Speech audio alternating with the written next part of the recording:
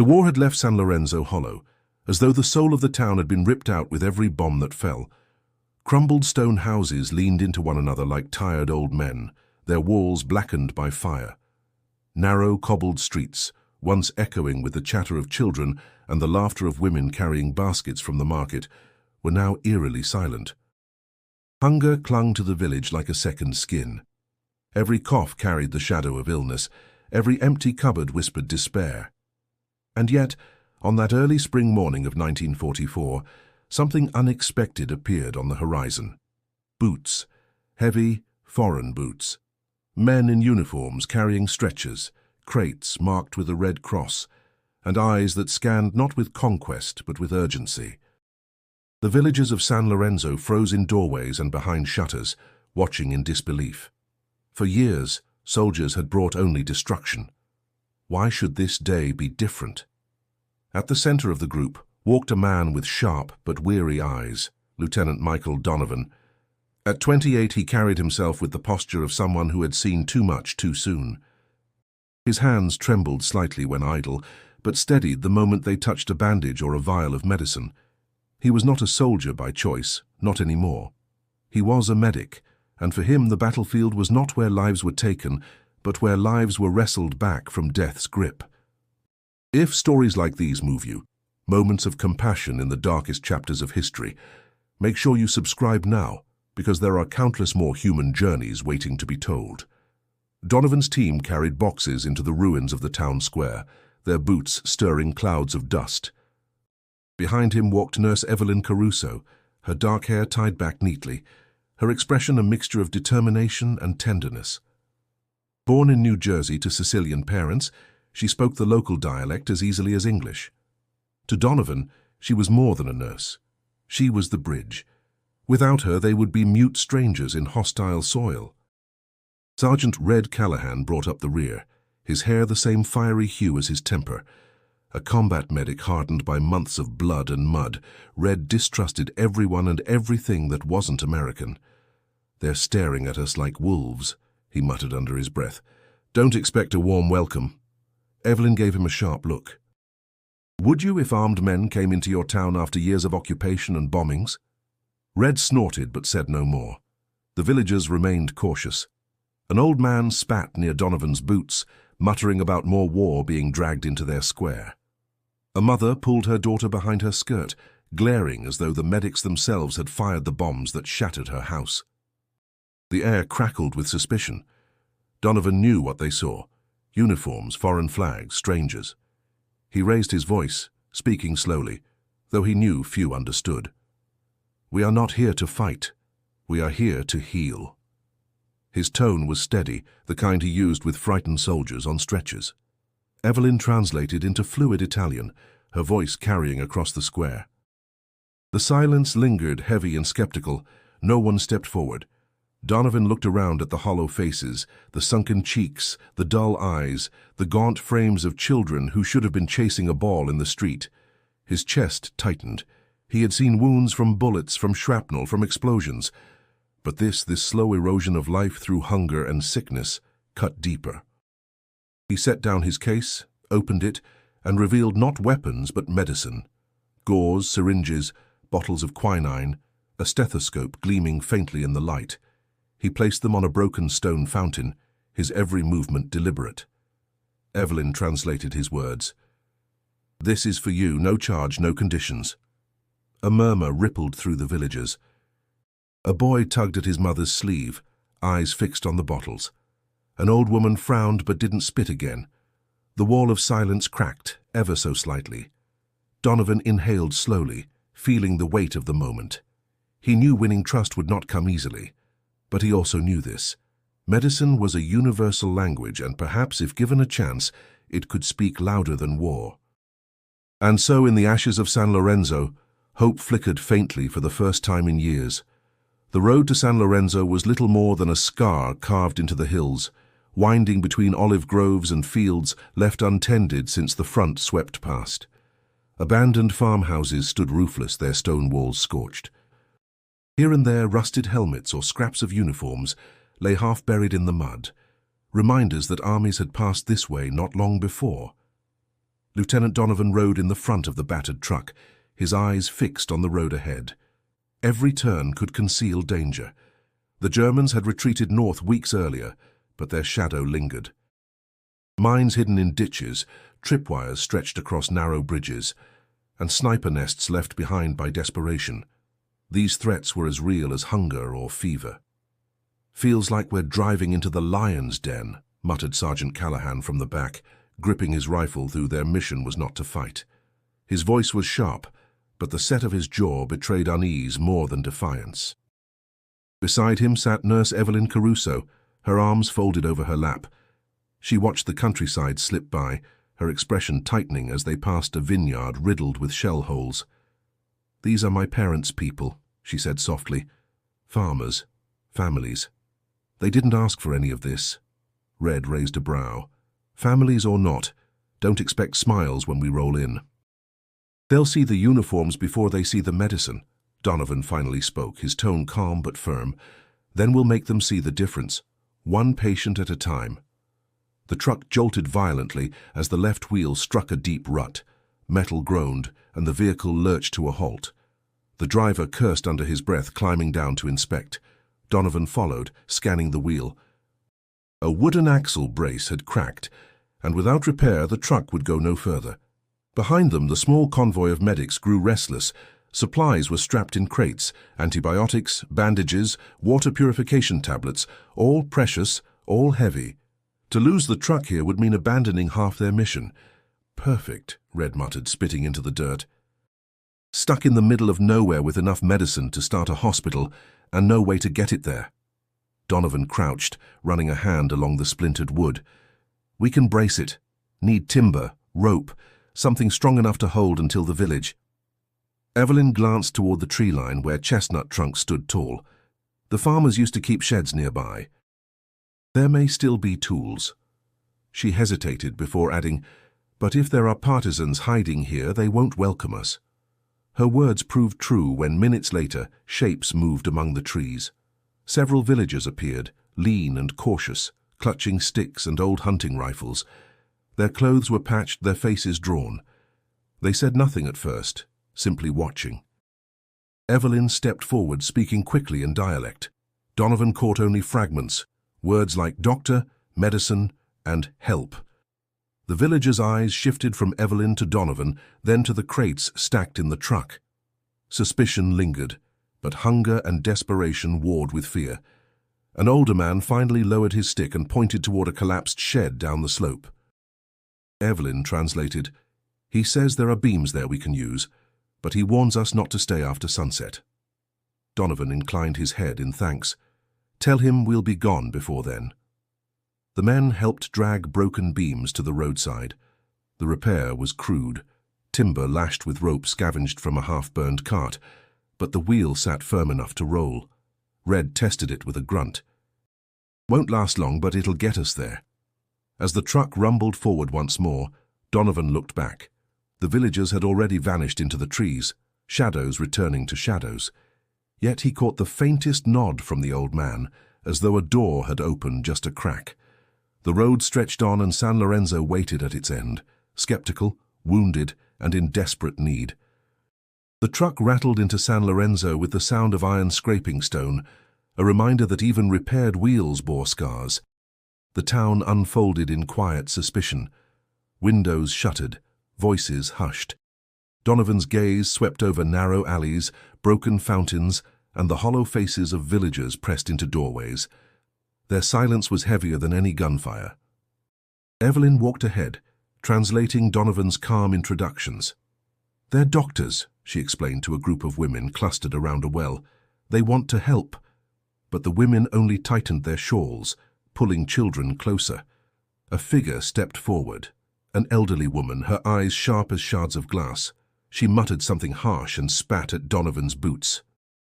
Evelyn flinched, translating softly. "She says you bring more war with you, that soldiers never heal, only hurt." Donovan wiped the spit with his sleeve, his face steady, though his chest clenched. "Tell her I understand," he murmured. Evelyn hesitated, then repeated his words in Italian. The old woman shook her head and limped away, leaving behind a ripple of disapproval. "See," Red muttered, his voice edged with bitterness. "They don't want us here. We're wasting time." But Donovan's eyes followed the children peeking from behind their mothers' skirts. Thin arms, hollow cheeks, eyes wide with both fear and longing. He knew wounds could be stitched and bones set, but these invisible fractures, mistrust, despair, grief, were harder to mend. He set up a small table outside the church ruins, laying out instruments and bandages. His movements were deliberate, almost ceremonial, each item placed where villagers could see. Evelyn explained aloud, her voice carrying into the square. "This is for anyone who needs care. You don't have to pay, you don't have to give anything, only come." No one stepped forward. The square remained stiff with silence. A man muttered that it was a trap, another that medicine from foreigners was poison. Donovan kept his face calm, though a storm churned inside him. He had learned on battlefields that fear ran deeper than bullets, and here fear had become tradition. Hours passed. The sun climbed and shadows shifted. Still no patient came. Donovan worked to keep himself busy, sharpening scalpels, boiling water, and writing supply lists. Red paced like a caged animal. "We should pack it up. Command will pull us out soon anyway. If they don't want help, let's move on." Evelyn's voice cut firm. "No. Someone will come. Desperation always wins over pride." Her prediction proved true in small steps. Two boys drifted closer, their curiosity outweighing caution. Evelyn knelt smiling, speaking softly in dialect. She pulled a piece of hard candy from her pocket, handing it to one. The child's eyes widened, then brightened with a grin so rare it seemed unnatural on his thin face. The other boy tugged his sleeve, whispering, and soon both were laughing quietly. Their mothers, watching from afar, did not intervene. Donovan's chest eased slightly. "That's how it begins," he murmured. Evelyn glanced at him, her dark eyes resolute. "Trust doesn't come through speeches. It comes through the children." As the afternoon waned, Donovan remained vigilant. He could feel the tension still thick around them, a tension born not of violence but of years of suffering, betrayal, and loss. The villagers' wounds were not all visible. Disease and hunger hid beneath clothes, grief behind silence. These were injuries no scalpel could cut open and no stitch could close. Yet Donovan believed healing would come, patient as the steady drip of water wearing stone. One laugh, one glance of curiosity, one gesture of kindness. That was how walls crumbled.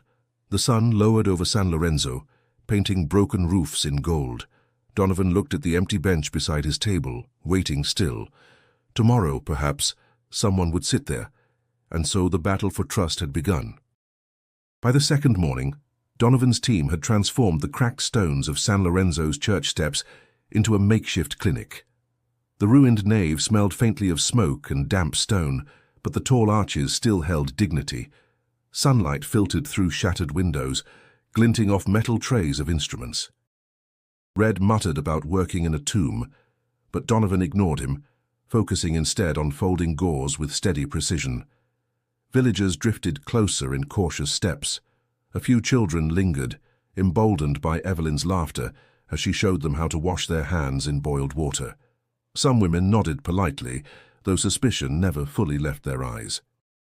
Progress was slow but visible, fragile as glass. It was then that Mayor Giovanni Mancini arrived.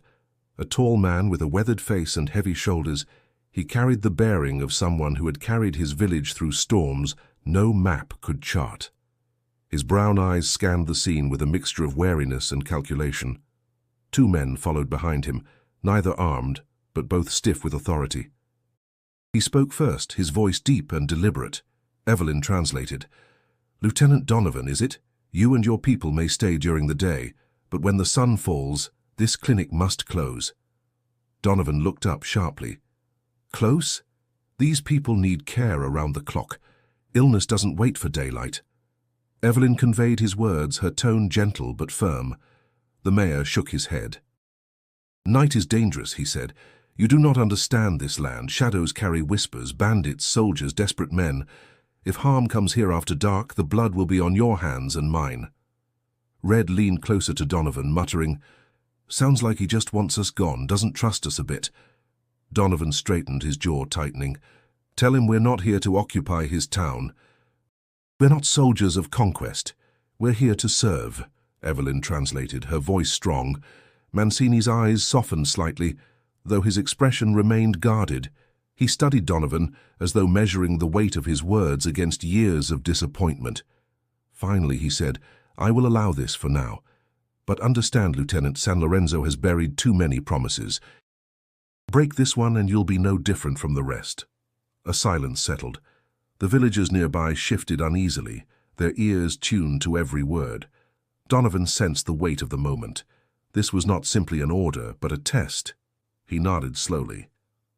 We'll respect your warning, Mayor Mancini, but I ask one thing, come see for yourself, watch what we do.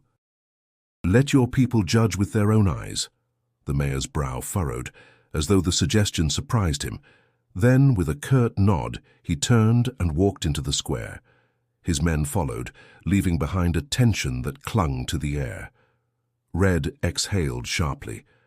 Daytime only. Great. So if someone comes bleeding out at midnight, what then? Donovan pressed his palms to the edge of the table, grounding himself. Then we adapt. We work twice as hard while the sun is up.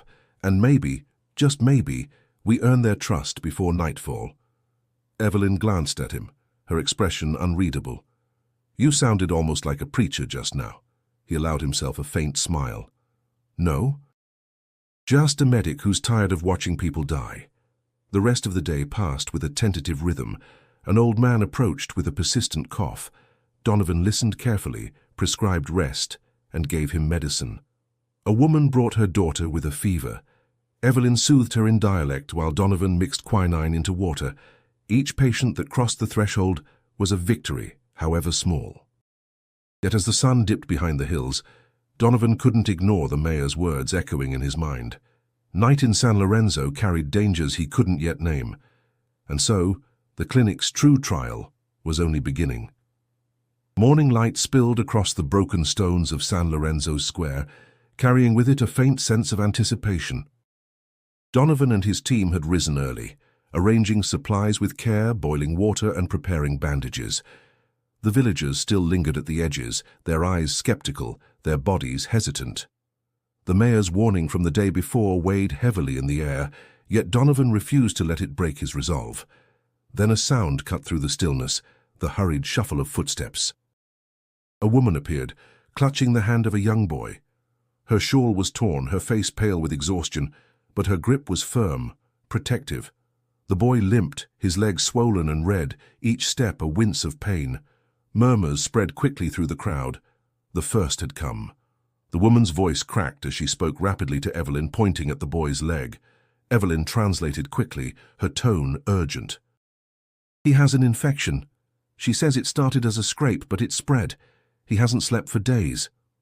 Donovan knelt at once, his eyes level with the boy's. Hey there, he said softly, though he knew the boy couldn't understand English. He offered a faint smile before carefully examining the wound. The skin was inflamed, hot to the touch, with streaks climbing toward the thigh. Left untreated, it could be deadly. Red hovered nearby, arms crossed. We'll have 10 more like him before the week's out. Best to work quick. But Donovan shook his head. Not quick, thorough. If we rush, he'll be back here worse. He cleaned the wound gently, speaking to Evelyn as she reassured the boy and his mother in Italian. The boy whimpered when Donovan applied antiseptic, clutching his mother's skirt. Donovan's voice stayed steady like a calming rhythm. You're brave. Just a little longer. We'll make it better. The mother's eyes glistened with unshed tears.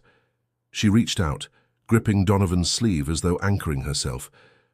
Grazie, she whispered, the word trembling with both fear and hope.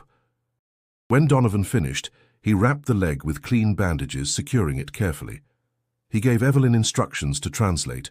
The boy must rest, avoid walking, and return in 2 days for new dressings. Tell her this isn't a miracle cure, he said. It's the start. But if she follows what I say, he'll heal. Evelyn relayed the words. The mother nodded repeatedly, her gratitude spilling over. From her basket, she drew a small loaf of bread, rough and dark, clearly precious in a time of scarcity. She pressed it into Donovan's hands. He hesitated. "We don't take payment." "She insists," Evelyn said quietly. "It's respect. Refusing would wound her more than accepting." Donovan looked at the woman's lined face, the way her hand trembled as she offered the bread. Slowly, he accepted it with a bow of his head. "Then I'll share it with my men. Tell her we thank her." As Evelyn spoke, something shifted in the square. The villagers, who had watched from the shadows, now leaned closer. Their whispers carried new tones, curiosity, even cautious approval. The act of healing, so ordinary to Donovan, was extraordinary to them. The silence that had once accused now seemed to question differently. Perhaps these strangers truly meant to help. The boy, now bandaged, looked up at Donovan with wide, uncertain eyes. Donovan ruffled his hair gently before stepping back. "First patient," he murmured, almost to himself. "First step." Red smirked, though there was less cynicism in his eyes.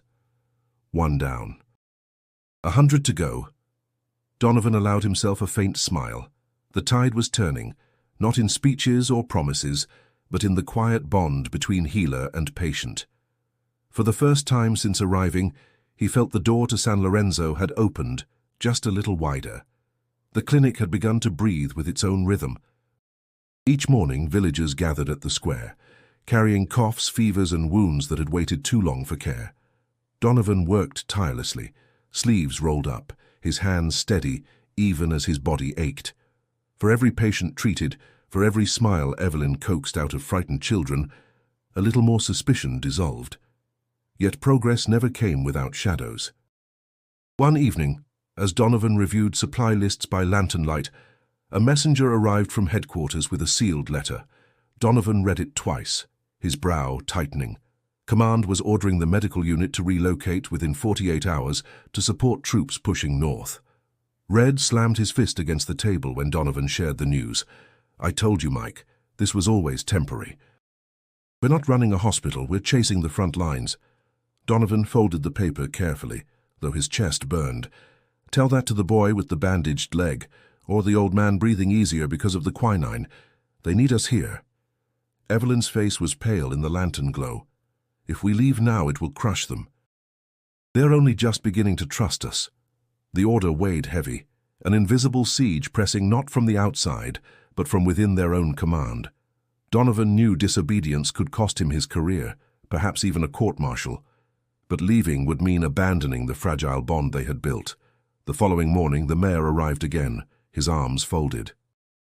Evelyn translated as Donovan explained the situation. "Our superiors want us to move north. They don't see San Lorenzo. They only see maps and orders." Mancini's face darkened. "So it is as I feared. Empty promises. You came to leave, like all the others." His voice carried into the square, and villagers murmured, unease spreading like sparks on dry straw. "No," Donovan interrupted firmly, his tone cutting through the noise. He met the mayor's eyes, unflinching. "We want to stay, but our superiors don't understand what this place means. Help us show them." Evelyn's words flowed in Italian, her conviction lending weight. The mayor studied Donovan for a long moment, then slowly nodded. "If this is true, the village will speak." Within hours, a petition began. Evelyn helped villagers put words to their pleas, her pen scratching across paper. "We are not soldiers," she wrote at their request. "We are families. Do not take away the only hope we have been given." Dozens of names filled the page, women, elders, even trembling hands that had never written before. At dusk, Mancini brought the document to Donovan. "Here, proof that San Lorenzo does not ask for soldiers, only healers. If your commanders have hearts, they will listen." Donovan held the petition with reverence, feeling its weight heavier than any weapon. "Thank you," he said softly. "This matters more than you know." But Red remained skeptical. "Do you think Brass will care about signatures from a half-broken village? They'll toss it in a drawer and keep marching." Donovan's reply was quiet but firm. "Maybe, but if we don't fight for this place, then what the hell are we doing here?" The square fell silent around them. villagers watching as if their future balanced on the edge of his resolve. Donovan tucked the petition into his satchel, his mind set. Orders might demand departure, but his conscience demanded defiance. As night settled over San Lorenzo, the church-turned clinic glowed faintly with lantern light, a fragile beacon against the darkness. Inside, Donovan sat with the petition before him, the ink still fresh, the signatures trembling but bold. The siege had begun, not with bullets, but with a choice between obedience and humanity. And Donovan knew the decision would test every part of him. The petition lay safely tucked in Donovan's satchel, waiting to be delivered. But before he could send it off, a new challenge arrived at the clinic's door, one that struck deeper than orders on paper. It was late morning when a group of partisans entered the square. Their clothes were ragged, rifles slung across weary shoulders. Between them stumbled a wounded man, tall and fair-haired, his uniform ragged but unmistakable. A German. Blood stained his sleeve, dripping into the dirt as he was shoved forward. The villagers erupted in anger, shouts rising like a sudden storm. Mothers pulled their children back, men spat curses, and even the mayor's face hardened. "This is no patient," someone cried. "This is the enemy." The partisans barked in Italian, their voices sharp. Evelyn translated quickly, her face tense. "They captured him in the hills. He fought them before he fell. They say he deserves no mercy, only the ground." Red's hand shot to his sidearm. "Then let them finish it outside. We're not here to patch up Nazis." But Donovan stepped forward, his voice calm but unyielding. "He's bleeding out. If we do nothing, he dies here." Red snapped back. "Good. Less of them to kill us tomorrow." Donovan turned, his eyes fierce. "We swore an oath. Medicine isn't about sides. If we choose who lives and who dies, then we're no better than the ones who brought this war." Evelyn's eyes flicked between them, the weight of the square pressing down. She spoke softly to Donovan. "Michael, if you treat him, the villagers may see it as betrayal. They've lost fathers, brothers, sons to men in that uniform." Donovan's reply was quiet but firm. "Then they need to see that mercy still exists." He knelt beside the soldier, whose face was pale with fever and pain. The young man's eyes fluttered open, blue and clouded with fear. Donovan caught a single word whispered in German: "Mutter." Mother. He was barely older than 20. Donovan worked quickly, cutting away the blood-soaked sleeve. The bullet had torn through muscle but missed the bone. Infection had begun its work, and Donovan fought it with steady hands, cleaning, stitching, bandaging. Red stood rigid, muttering curses under his breath, while Evelyn translated Donovan's instructions for supplies. The villagers kept shouting at first, but as the minutes passed, the noise dwindled to murmurs. They watched, torn between outrage and disbelief. When Donovan finished, he stood slowly, his hands stained with iodine and blood. He addressed the mayor directly, Evelyn carrying his words. "This man is your enemy, yes, but today he is a human being bleeding on your stones. If we deny him care, then the war wins more than just land. It wins our humanity." The mayor's jaw worked in silence. Finally, he looked at Donovan with something that was not quite approval, but no longer disdain. "You risk much," he said through Evelyn, "but perhaps this is what separates you from soldiers." The partisans dragged the German away under guard, muttering that mercy was wasted, but the crowd that had gathered did not spit this time. They stood quieter, more thoughtful, as if weighing Donovan's choice against years of hatred. Red shook his head, exasperated. "You've just made us enemies of both sides." Donovan looked back at him, his voice steady. "If saving a life makes me enemies, then I can live with that." As the sun dipped lower, a fragile silence settled over San Lorenzo.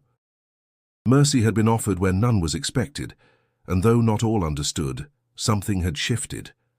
The villagers had seen not just a medic, but a man willing to defy even hatred itself. The clinic's purpose had deepened, and Donovan knew the path ahead would only grow harder. The days after the German prisoner incident passed with uneasy quiet. The villagers no longer stared with the same suspicion, though their trust remained fragile. Patients trickled in steadily, and Donovan poured himself into the work, treating coughs, stitching wounds, easing fever. Yet a new problem crept in. silent and insidious. Supplies began to vanish. At first it was small things, 2 rolls of bandage missing, a vial of quinine gone from the crate. Donovan thought it an oversight, maybe careless inventory, but when an entire tin of morphine disappeared, the truth became undeniable. Someone was stealing from the clinic. Red slammed his fist on the table when Donovan told him, "I knew it! The villagers smiled a little too quick after you saved that German. Now they're taking what they want." Evelyn frowned, shaking her head. "No. I don't believe it. They value what we give too much. Stealing medicine would be like spitting in God's face." Donovan's voice stayed calm, though the tension in his shoulders betrayed his worry. "Whoever it is, they're desperate. Desperation makes people do things they never thought they would." That night, Donovan couldn't sleep. The church-turned clinic echoed with distant creaks, the wind slipping through broken windows. He rose quietly and walked among the crates, checking locks, counting bottles. Then he heard it. A faint scrape, followed by a shuffle above. The bell tower. He climbed the narrow stone steps, lantern in hand. The air smelled of dust and pigeon droppings. At the top he paused, hearing soft whispers. When he lifted the lantern, the shadows leapt back, revealing 2 pairs of frightened eyes. Children, thin, ragged, their faces streaked with dirt. A boy, maybe 12, clutched a half-empty roll of bandages. Beside him, a girl no older than 8 held a bottle of antiseptic. Both froze like cornered animals. Donovan lowered the lantern slowly, crouching to meet their eyes. "It's all right," he said softly, though he knew they wouldn't understand. His tone mattered more than the words. The boy stammered in Italian, his voice sharp with fear. Evelyn, woken by the noise, appeared behind Donovan and translated quickly. "He says they weren't stealing for themselves. He says they didn't want the sick to be turned away if you ran out." The boy's bravado cracked then, his lip trembling. Evelyn pressed gently. The truth spilled out. They were orphans, hiding in the tower since the last bombing. Their parents were gone, their survival built on scraps and stolen bread. Red had followed too, his face hard. "Thieves," he muttered. "We should send them packing before they take the rest." But Donovan shook his head, his gaze fixed on the trembling children. "They're not thieves. They're survivors. They need help just as much as anyone who walks through our door." He reached into his satchel and pulled out a tin of biscuits from his rations, setting it gently before them. "Eat," he said softly. The children hesitated, then snatched the food, chewing with desperate hunger. Evelyn knelt beside Donovan, her eyes shining with both pity and determination. "We can't turn them away," she said. "If we do, they'll starve. Let them stay. Let them help. They can sweep, fetch water, anything." Donovan nodded, already convinced. From now on, the bell tower isn't a hiding place. It's part of the clinic. They'll work with us, not against us. The boy looked up, uncertain, then slowly nodded. The girl clutched Evelyn's sleeve, as though anchoring herself to safety for the first time in years. As Donovan led them down the steps, the lantern light cast long shadows on the walls. The secret of the bell tower was no longer hidden, and with it came a new truth. Healing San Lorenzo would take more than medicine. It would take family, chosen in the ashes of war. The clinic had begun to feel less like an intrusion and more like a heartbeat for San Lorenzo. Each day carried its share of coughs, wounds, and whispered thanks. Donovan moved among the villagers with a steadiness that surprised even him, though fatigue weighed on his shoulders like a constant burden. One afternoon, as the bell tolled softly, a soldier from headquarters brought a small pouch of mail. Donovan hadn't expected anything. War made letters unreliable, but inside was an envelope marked with his sister's familiar handwriting. His chest tightened as he tore it open. The letter smelled faintly of soap and pressed flowers, as if it had carried a piece of home across the sea. "Michael," it began, "I wanted you to know that the baby has arrived. A girl. Healthy, loud, and with her father's stubborn chin. We named her Claire after Mom. She'll be waiting to meet her uncle when he comes home." Donovan read the words slowly, tracing each line as though it might vanish. His throat tightened, and for a moment the war seemed very far away. The image of a tiny niece, a new life beginning while so many lives ended here, filled him with both joy and ache. Evelyn noticed his silence. "News from home?" she asked softly. He nodded, folding the paper carefully. "My sister had a baby. A girl." "First time I've smiled in weeks." Evelyn's lips curved faintly. "That's good. Life continuing, even in the middle of all this." Her eyes lingered on him, as though she wanted to say more, but she turned back to organizing bandages. That evening, a boy approached the clinic carrying something wrapped in cloth. He was thin, his dark eyes wary, but his steps were determined. When Evelyn coaxed him to speak, he explained, the bundle held his father's old boots, worn and heavy. "He says his father never came back from the war," Evelyn translated gently. "The boots are all he has left." Donovan knelt, lifting the cracked leather carefully. The soles were uneven, the laces frayed, but they carried weight far beyond their size. The boy watched him, his jaw tight as if daring him to understand. Donovan placed a hand on the boy's shoulder. "Tell him I'll keep them safe," he said quietly.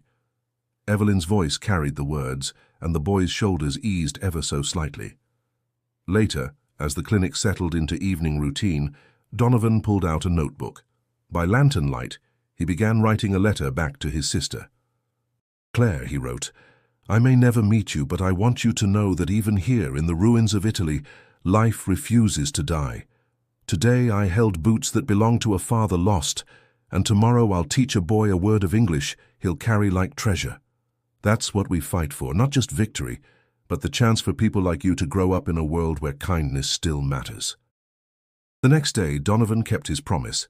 Between treating patients, he gathered a few children, including the boy with the boots, and began teaching them simple words. "Water," he said slowly, pointing to a bucket. "Bread."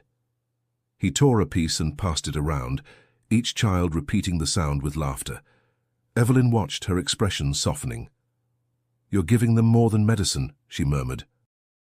"You're giving them a future to imagine." Donovan glanced at her, then at the children, repeating "thank you" in hesitant English. A fragile hope flickered inside him, one that letters, boots, and laughter had woven together. For the first time, he realized the clinic wasn't just about survival. It was about planting seeds of tomorrow in soil scorched by war. The first signs were subtle. A boy with stomach pains, an old woman too weak to rise from her bed. At first, Donovan thought it was exhaustion or malnutrition, but when 3 more villagers arrived the next day with the same symptoms, a knot formed in his stomach. By the 3rd evening, half the town was sick. Evelyn leaned over a trembling child, her brow furrowed. "This isn't random, Michael. It's spreading too fast." Donovan's jaw tightened as he checked the boy's pulse. "Dysentery, contaminated water. If we don't act now, it'll tear through San Lorenzo like fire." Word spread quickly, fear chasing faster than the sickness itself. Mothers clutched children tighter. Whispers of curses filled the alleys, and men looked at the Americans as though the clinic itself had brought the plague. Red paced furiously. "We don't have enough supplies for this. If it keeps spreading, we're finished. Tell command we need evacuation before we get buried with them." Donovan snapped, sharper than he intended. "We're not leaving." His voice echoed in the ruined church, carrying both conviction and desperation. He steadied himself. "We contain it. Boil every drop of water. Dig latrines outside the village, and no one touches food without washing first." The mayor, grim-faced, listened as Evelyn translated the orders. At first, the villagers balked. Why dig trenches when they barely had strength to stand? But when Donovan rolled up his sleeves and joined them, shovel biting into rocky earth, others followed. Soon men and women dug beside him, sweat and fear mingling as the sun burned overhead. Inside the clinic, Evelyn moved tirelessly, washing fevers with cool cloths, coaxing children to sip water laced with medicine. The orphans from the bell tower fetched buckets, boiled linens, swept the floors. Their small hands trembled, but their eyes held determination. One evening, an old man Donovan had treated earlier lay still on the cot. His breathing, once ragged, had stopped. Evelyn whispered a prayer, tears streaking her cheeks. Donovan stood silent, grief pressing on his chest like a weight. He had seen death countless times on battlefields, But here it cut deeper. The enemy wasn't a bullet, but the slow cruelty of disease. The next morning, Donovan stood in the square beside the mayor. He spoke slowly, Evelyn translating every word. "We lost one of our own today, but his death cannot be in vain. We fight this together, or we fall apart." The villagers listened, their faces drawn but resolute. Some nodded, others murmured prayers, but all began to act with new urgency. Fires burned with pots of boiling water. Children carried buckets. Women scrubbed linens raw. Day by day the tide shifted. The fevers did not vanish overnight, but they slowed. Fewer new cases appeared. Donovan's voice grew hoarse from long hours. Evelyn's hands blistered from washing and tending, and even Red, grumbling all the while, worked until his back ached. Late one night, Donovan sat by a child's bedside, the lantern flickering. The boy's breathing eased, his fever finally breaking. Donovan exhaled, feeling the first fragile thread of relief. Evelyn sat beside him, exhaustion etched across her face. "Do you think they'll remember this?" she whispered. Donovan looked at the sleeping boy, then at the faint light seeping through the cracked roof. "They'll remember we fought for them." That's enough. The epidemic had scarred San Lorenzo, taking one life but sparing many. And in the ashes of fear, something unexpected grew. Trust forged in sweat, grief, and the stubborn refusal to surrender. The epidemic had finally begun to loosen its grip, and the village was breathing again. Children laughed faintly in the square, elders sat in the sun, and for the first time since Donovan's arrival, San Lorenzo felt alive. Yet even as relief spread, a new cloud gathered, one born not of fever, but of suspicion. It began with whispers. A woman at the well murmured that medicine was missing, that someone must be selling it in secret. By dusk, the rumor sharpened. The Americans were stealing supplies and trading them to the black market in nearby towns. Donovan first heard the accusation when the mayor arrived, his face grim. "Lieutenant," Evelyn translated, "there are claims that your men take from the villagers what was meant to heal them." The word struck like a blow. Donovan set down his pen, steady but cold. "That's a lie. Every vial, every bandage is counted. We've given everything to this town." Red exploded before Evelyn could soften the translation. "You've got to be kidding me. We sweat, we bleed, and now they say we're the thieves." His voice rose like thunder, and villagers outside the church stiffened. Donovan shot him a warning glare. "Enough, Red." Then, to the mayor, "We'll prove it. Check the records, the crates, anything. Nothing's missing without reason." The mayor's eyes narrowed. The people will not be so easily calmed. They remember too many promises broken by uniforms. When he left, tension filled the clinic like smoke. Red paced, fists clenched. "This is it. We've been set up. Some partisan wants our heads on a spike, and the villagers are eating it up." Evelyn shook her head firmly. "No. Fear makes people look for someone to blame. They see foreigners with supplies, and suspicion comes easy. We can't answer with anger. We have to show them the truth." That night, Evelyn slipped quietly into the alleys, asking careful questions, following whispers.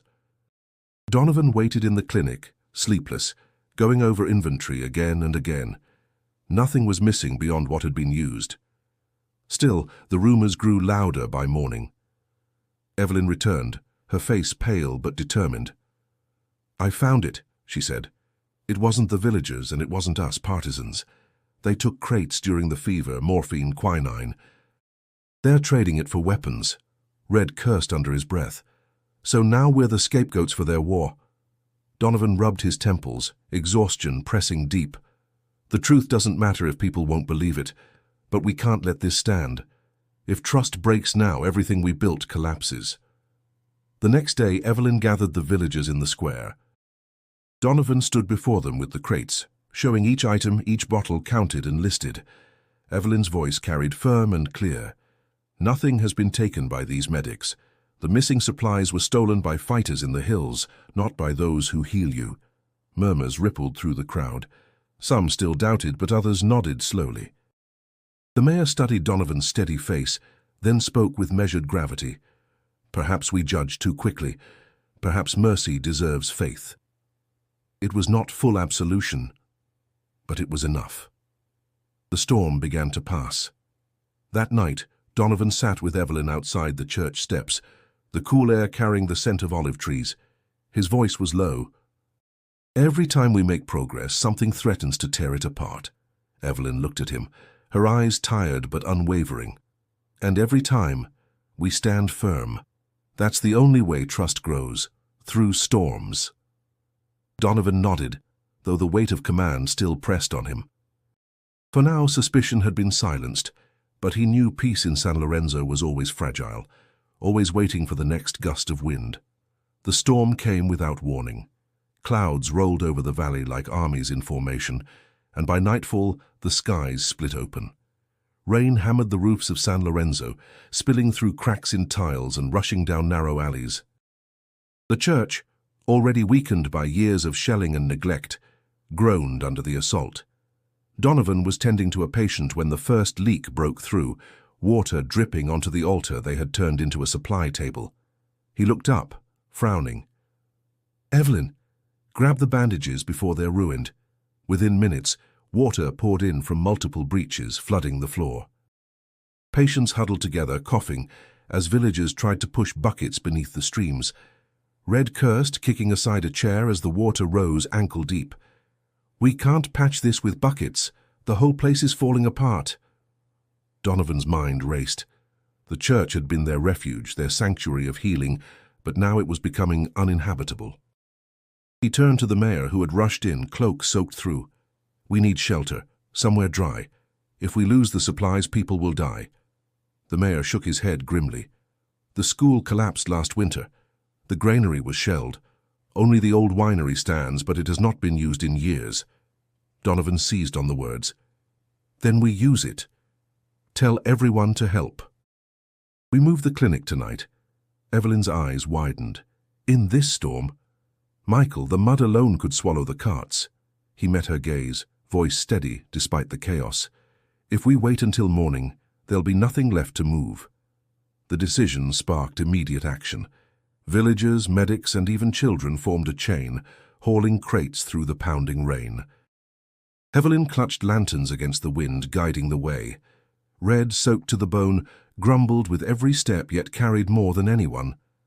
At the winery, cobwebs and dust greeted them, the smell of old oak lingering in the air. The roof leaked in places, but the walls were strong. Donovan barked quick orders: sweep the floors, stack the crates, light the stoves. Slowly, the cavernous space transformed into a new clinic, lanterns casting warm light across rough stone walls. Evelyn collapsed onto a crate, hair plastered to her face, exhaustion heavy in her eyes. Still, she managed a tired smile. "It's not much, but it's dry." Donovan sat beside her, wiping mud from his hands. "It's enough." Sometimes enough is all we need. The orphans from the bell tower scurried about with surprising energy, fetching wood, handing out blankets. The boy glanced at Donovan, pride flickering across his thin face.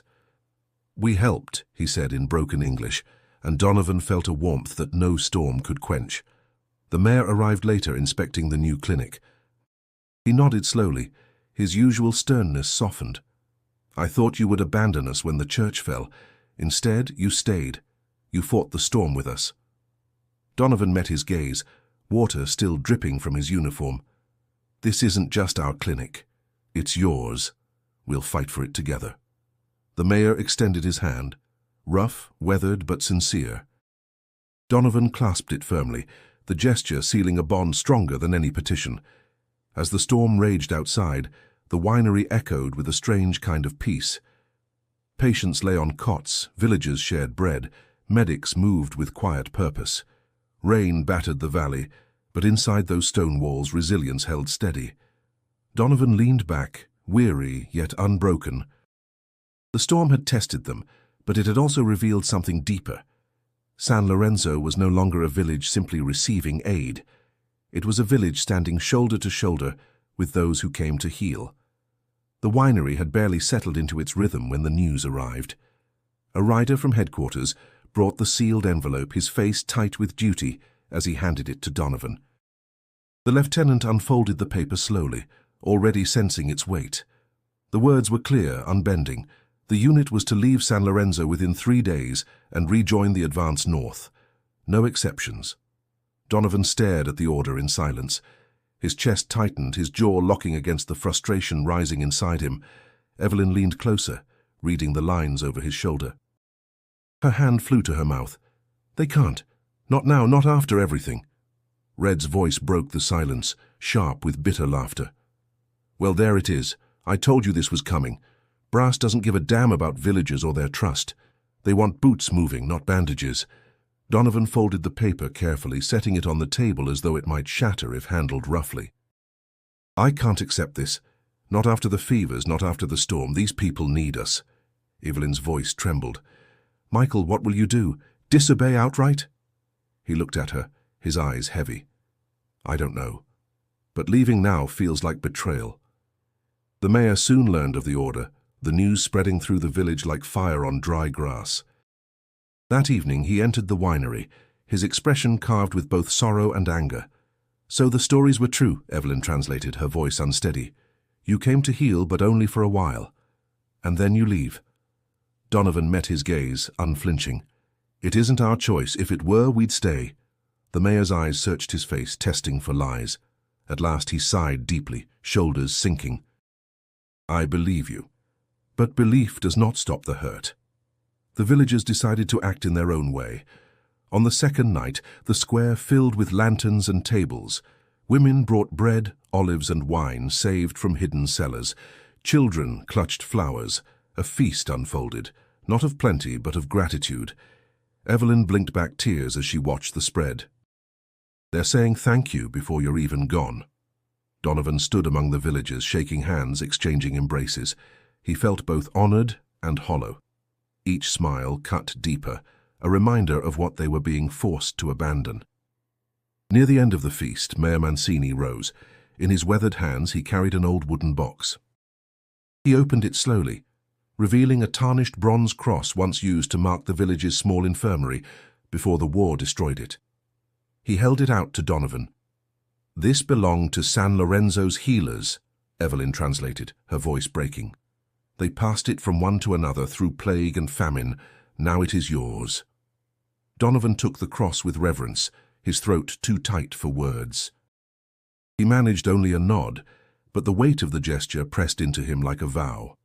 Later, as the lanterns dimmed and the villagers drifted back to their homes, Donovan sat with Evelyn and Red at the winery steps. Red lit a cigarette, exhaling hard. "So that's it, 3 days and we're gone. You did good, Mike, better than most. But don't tear yourself apart over things you can't change." Evelyn's eyes glistened in the moonlight. "But it isn't fair to build so much only to be ordered away." Donovan gripped the bronze cross in his hand, the metal cool against his palm. "Fair has nothing to do with it. But I won't forget, and neither will they."